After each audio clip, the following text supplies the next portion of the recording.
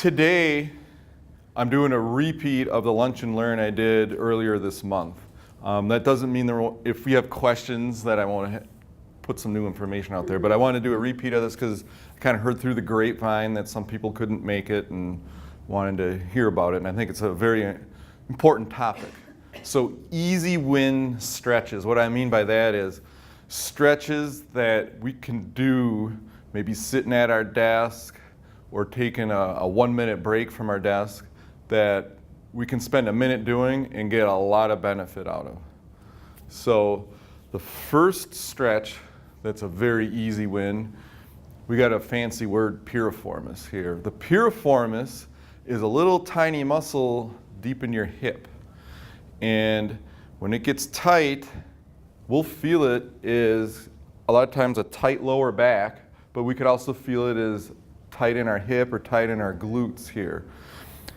These hips and glutes and lower back, everything's kind of connected and attaches higher and lower. So if you have something tight down here, you might be pulling on something a little higher and you think you have a tight lower back, but it could be tight something a little lower than the lower back that's making you feel that is tightness in the back.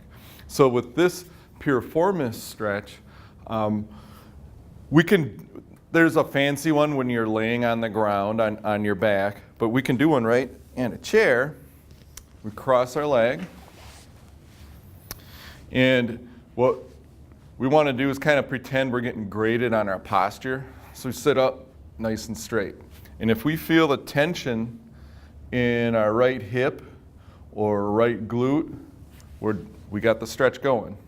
Now, if you're really tight, you might even be like this until things loosen up over time.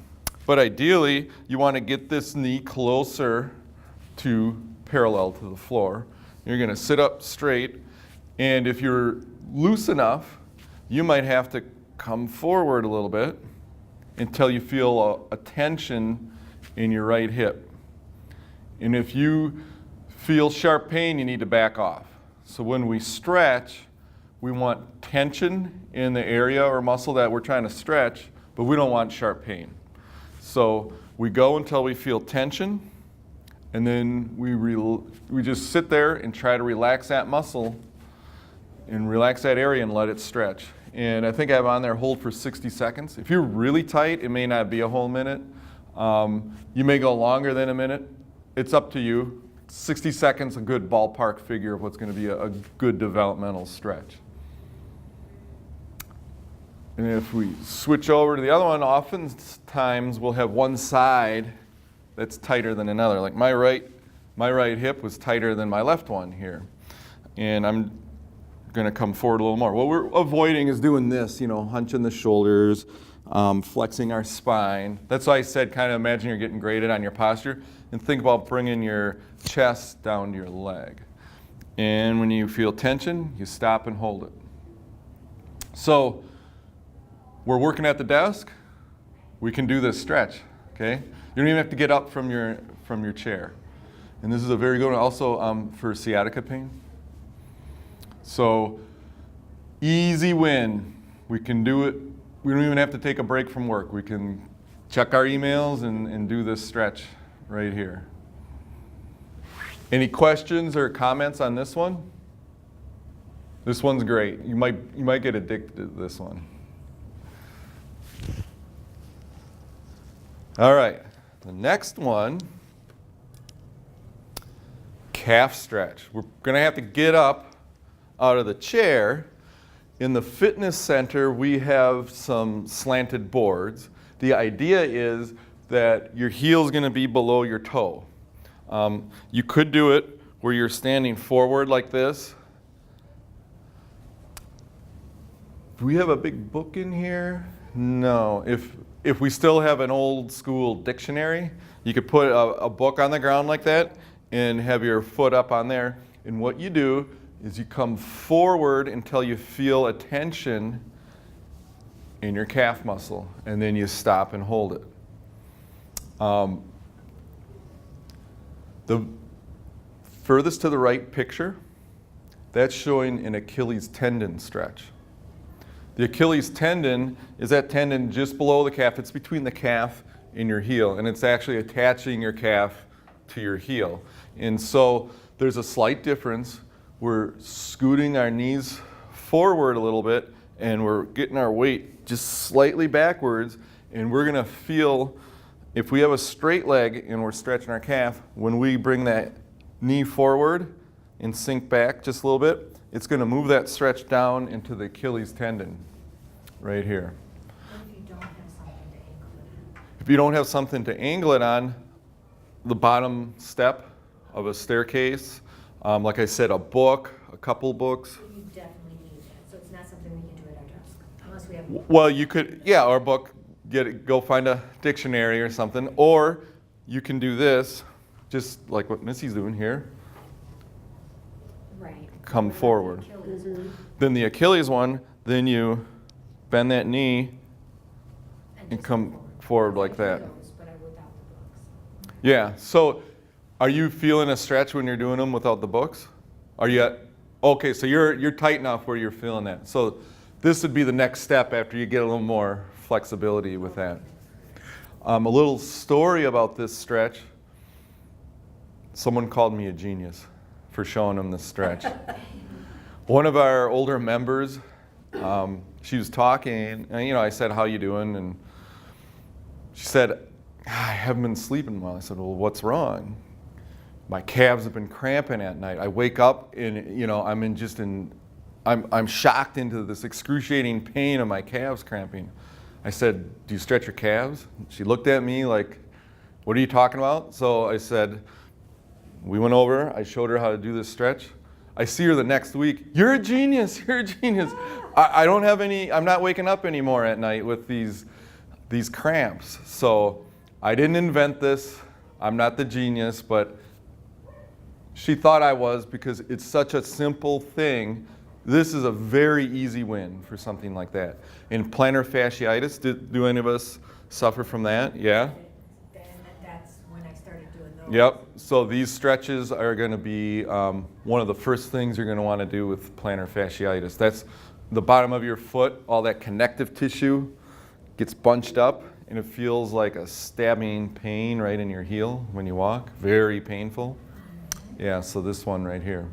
And same deal here. You stretch till you feel tension, back off if you feel sharp pain, try to hold it for around a minute. Okay, so what you could do, you could get up from your desk.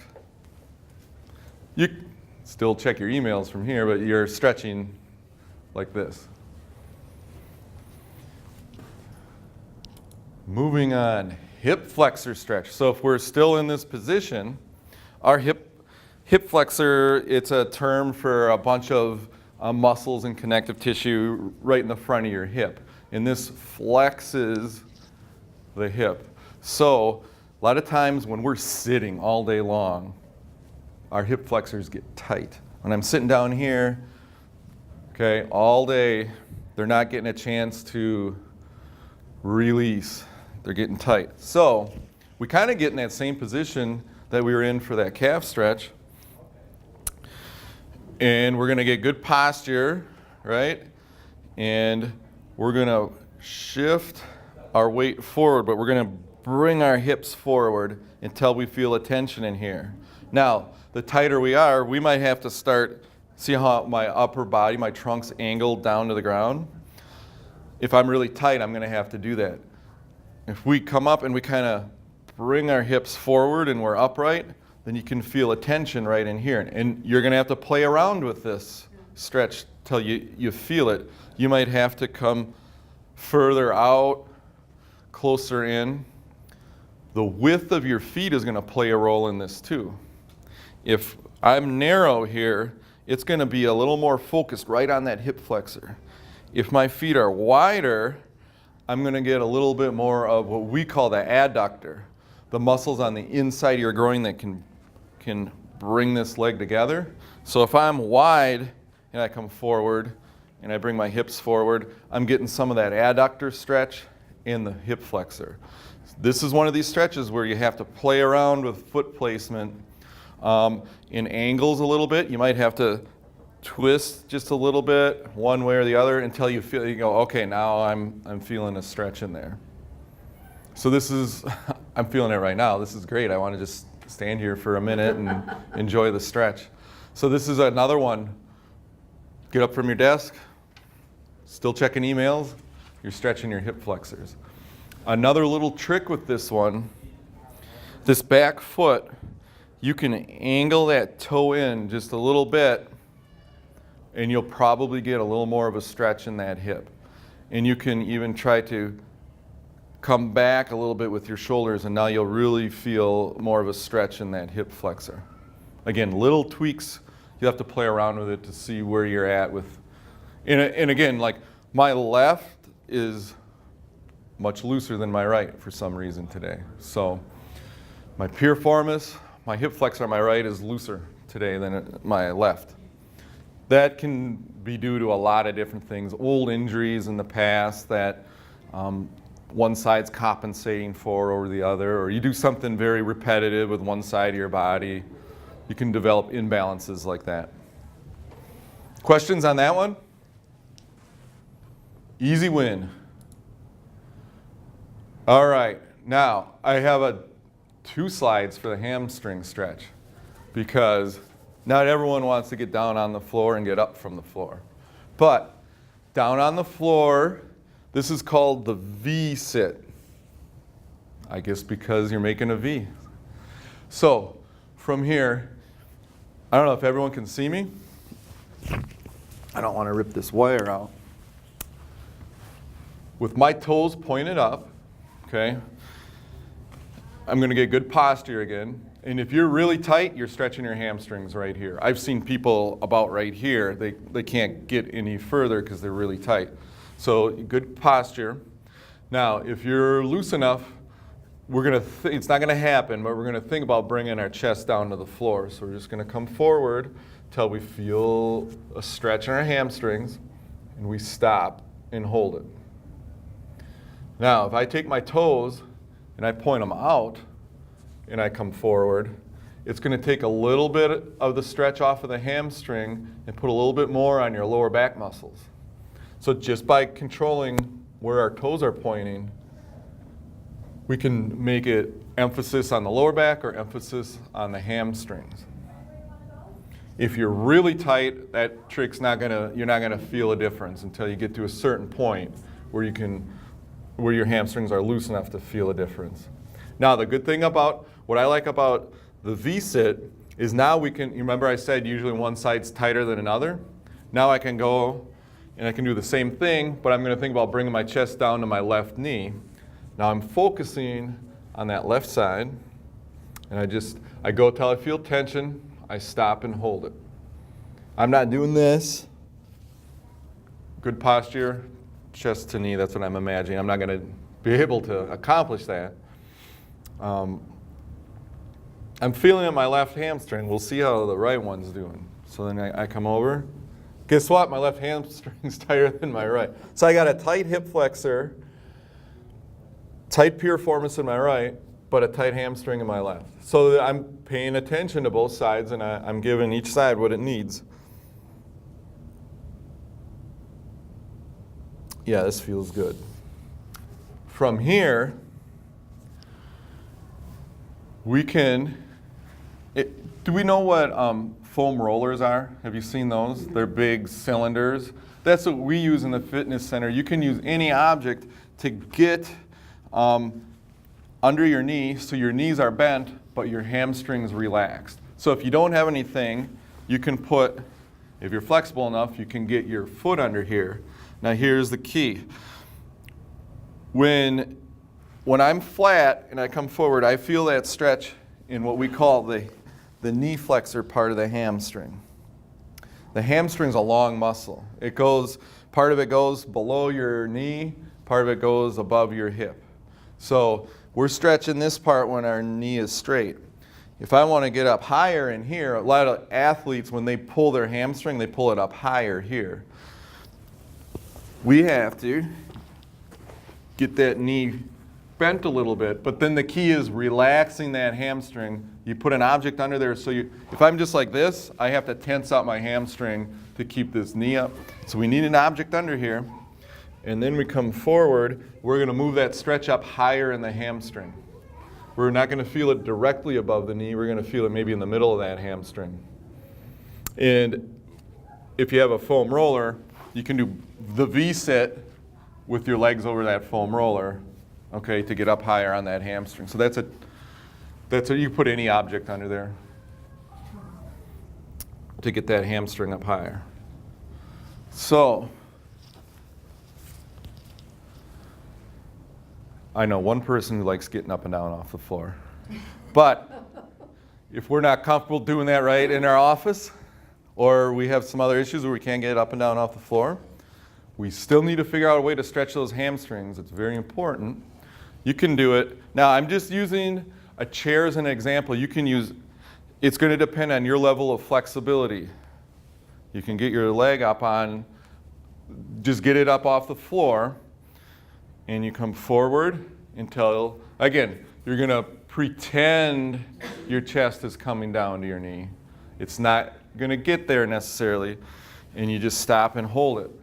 And right now, I'm feeling a nice little pull on that hamstring. So I don't have to get up and down off the floor.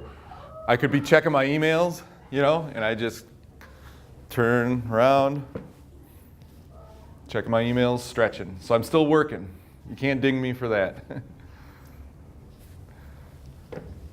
And this works well with a lot of our older members who, whether they've had recent joint replacements or joint pain, or they can't get up and down off the ground very well, we have a couple of different sized, what are called plyo boxes, where they can even get their foot on something this high and stretch that hamstring.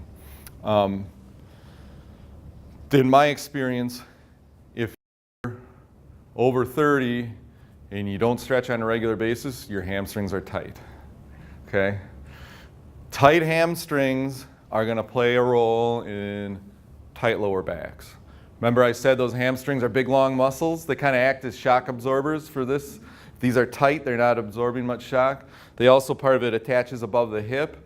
So if they're tight, they could be pulling down here like this, and you feel that knot in your lower back. Do the piriformis stretch, stretch your hamstrings. You're going to feel great. You can do that right at your desk too.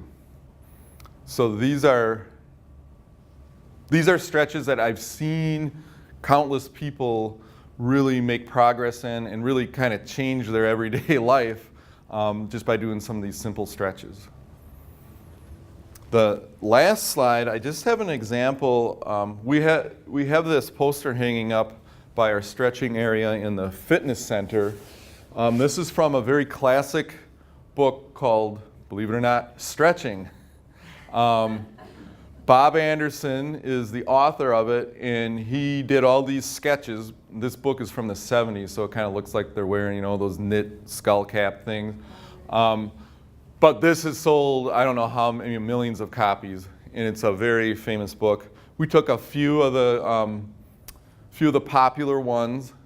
Now some of these are going to be down on the ground floor, but this is just a reference for you. There are a couple upper body stretches there for your arms, a couple other ones if you're getting up and down off the floor. So I thought I'd put that out there for you, and if you ever want to pick up that book, it's got more stretches than you'd ever believe. Stretches for your mouth, your fingers, everything.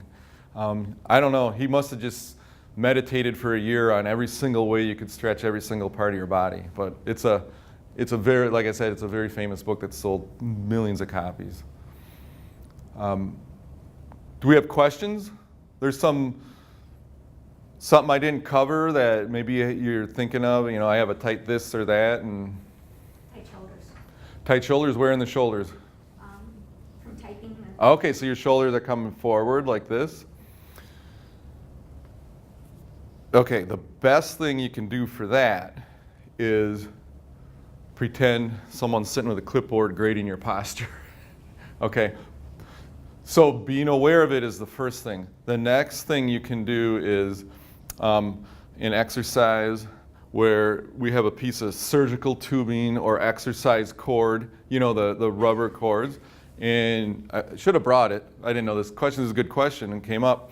You're going to hold on to it at about arm's length. You'll have a little slack in between it. And at arm's length, you're going to pull out like this. With good posture, you're going to pull like this. So these muscles in your upper back around your shoulder blades, they're working when you do that. Okay? You're pulling, so the tension's here. You're pulling that apart. And as you pull it apart, you try to bring those shoulder blades together. And that's going to work on building up the muscles underneath and around your shoulder blades to counteract. I'm not saying you're doing this, but I'm exaggerating this. So when you're pulling it out, you're going to strengthen those muscles on the way back like that to get that posture there. That's an easy one. That really feels good. Yeah. Just marking it through right now. Yep. Mm-hmm. How high up can the back pain go from a hamstring? From a tight hamstring? I suppose it could go up fairly high. I mean, if you're feeling tightness in here, a lot of times, tight hamstring. I'm not saying that's the only cause, but a lot of times that can be the cause of it. Sitting down is, if you can get up every hour, even just to walk to a water fountain or something, it'll be, I think you'll notice a difference in your lower back. Driving in a car, even after like 2 hours, if I get out, the first couple of steps, I'm tight, So one thing that I do, that calf stretch, okay, think about when we're putting gasoline in our car and that, like the gas pump, there's usually a little curb that it's on, okay? So I put my foot, I do a calf stretch on that curb every time I pump gas, even if I'm not on a trip, if I'm just in town, I always stretch my calves every time I figure I'm waiting there, I'm just standing there, I might as well do something productive. But next time you pump gas, take a look. It's always on a little curb, so you can put so stuff like that, especially when you're traveling, get out, stretch your calves, do a hamstring stretch. There was a time where I was having trouble, like you said, with my upper back, and we drove to Florida. I brought one of those rubber bands with me. I'm at a wayside doing this. I'm kind of like looking around like, who's going to call someone about this weird guy? But it worked, I did what I had to do to get the blood flow back there and get those muscles awake. So I wasn't, because, driving, and then you're like, oh, I better. And then pretty soon you find yourself doing this again. Same thing when you're typing. So yeah, I brought a exercise band and I was doing it whenever we stopped. And it helped, So. Any other questions or problem areas? How's your plantar fasciitis? It's great now. It's great. How long have you been battling that? You know what? It was years ago, and I had a job where I was standing a lot. Ooh, yeah. I mean, like hours at a time. So that's no longer the case. Now my lower back is hurting. Yeah. I thought, oh God, if he's gonna make me do stretches, I'm in trouble. Yeah, so that's what I prepared today. These are the easy wins right here. Even if you just pick one and do it, chances are you're going to feel better. All right. I do have a question. Is the fitness center open yet? Or soon? It'll be open Monday for sure. We might get it open by Thursday in 2 days. Yeah. It's getting close. Yeah, there's still wiring stuff and drilling holes in the walls and all that. Yep, it's exciting. Do you guys have like a physical therapy part too that like employees can? Well, no, we're not physical therapists, so we don't have physical therapy per se, but a lot of this stuff I'm showing you might do in physical therapy if you had certain things. But yeah, so if you're in physical therapy, you couldn't come to us to do your physical therapy, but we're well versed in the human body, and we know about stretching and strengthening, and we call it reconditioning. Yeah.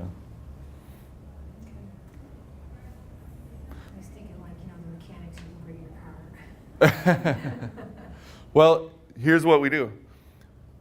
People, they get done with their physical therapy. They're still not necessarily all the way done. They get you up to a certain level where you can function in your daily life. But if you're active and you want to do other things, a lot of times you need to keep working at it. People get done with their physical therapy, or while they're going to physical therapy, they'll also come in with us and work out, and then we communicate and say what we call contraindications. What can't you do? What should you do? So people do that a lot. And then when they're done with physical therapy, we just keep going with it and get stronger and get you to do the things that you want to do. All right, well, thanks for coming. These are fun. Joe.